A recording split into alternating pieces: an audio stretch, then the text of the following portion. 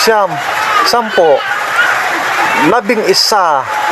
11. Yan, yung isa pong natira, iwan po natin yan para sa pare na po yan. Tingnan niyo po natin bago kumukulo na po yung tubig natin na iniwan po natin kanina.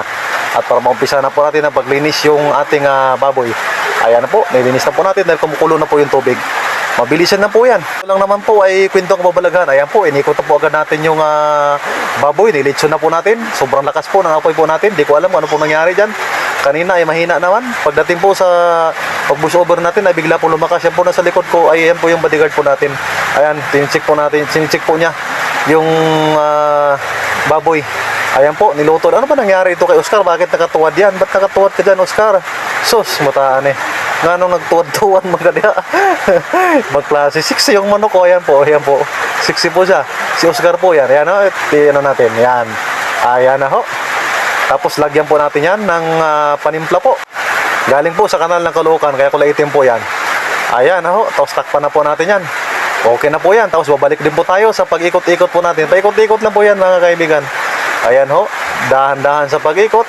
Dahan-dahan sa paikot, parang marunong. Titingnan po natin ang resulta dahil sobrang busy po tayo kanina, no? May niluluto pa tayong manok.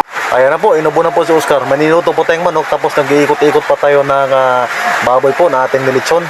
So, malalaman natin yan. Dahil patakbo-takbo po tayo, lilipat dun sa manok at babalikan din po natin yung baboy. Kaya medyo busy. Ayan po ang resulta. Diyos ko po, Oscar, ano po nangyari dyan? Ano ba yan? Yan po, dahil sobrang busy po natin, ayan po resulta. Di ba? Klaseng mission to? Ay, Diyos ko. My God, I hate drugs. Tingnan nga natin yung manok. Ay siya. Otro ng manok. Lalo na yung manok. Sunog po lahat mga kaibigan. Pero may paraan po dyan. Sinapcha po natin ng mabilisan para hindi po lasa na sunog na po yung ating mga niluto. At tinikpan na po natin yan at okay rin naman ang lasa. Masarap din naman mga kaibigan kahit medyo sunog-sunog po talaga siya. Ganun lang po talaga. First time po natin na magluto ng mag-isa at mabilisan lang po. Ngayon baka dumating po yung may-ari, off na po natin ito.